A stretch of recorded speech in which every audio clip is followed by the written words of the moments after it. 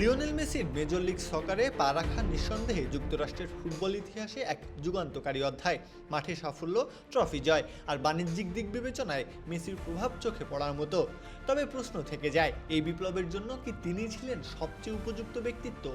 Inter মায়ামির সাবেক footballer ব্রেকসে সেই পুরনো প্রশ্নটিকেই আবার সামনে এনেছেন, যেখানে তার দাবি ক্রিস্টিয়ানো রোনালদো হলে প্রভাবটা আরও বড় হতে পারত। সের মতে বিষয়টি মাঠের পারফরমেন্স বা গোল সংখ্যার সাথে সরাসরি যুক্ত নয়, বরং এখানে আসল আলোচ্য বিষয় হলো ব্যক্তিত্ব, মিডিয়া উপস্থিতি এবং সংস্কৃতিগত প্রভাব।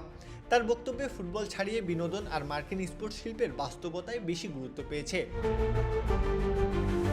সে বলেন, লিওনেল মেসির প্রতি আমার কোনো অসম্মান নেই, কিন্তু আমার মনে হয় MLS-এ ক্রিস্টিয়ানো রোনালদোর প্রভাব আরও বড় হতে পারত।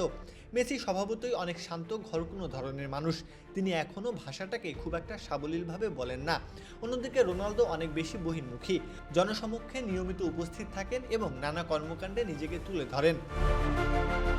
সাবেক এই মার্কিন ডিফেন্ডারের বিশ্লেষণে স্পষ্ট, রোনালদোর ব্যক্তিত্ব, ভাষার উপর দখল এবং মাঠের বাইরের উপস্থিতি যুক্তরাষ্ট্রের বাজারের সঙ্গে দ্রুত মানিয়ে নেওয়া যেত।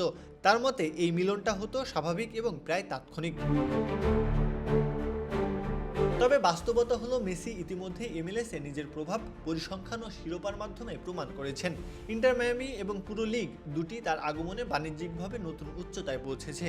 তবুও সের মন্তব্য উত্তর আমেরিকার ফুটবলে চলমান এক চিরচেনা বিতর্ককে তুলে ধরে।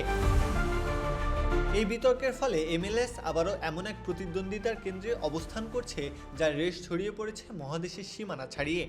মেসি যেখানে লিগের বর্তমান অবিচ্ছেদ্য অংশ, সেখানে রোনালদোর নাম উঠে আসায় বোঝা যায় মাঠের ভেতর ও বাইরে সামগ্রিক প্রভাব নিয়ে মেসি রোনালদো বিতর্ক এখনও পুরোপুরি শেষ হয়নি।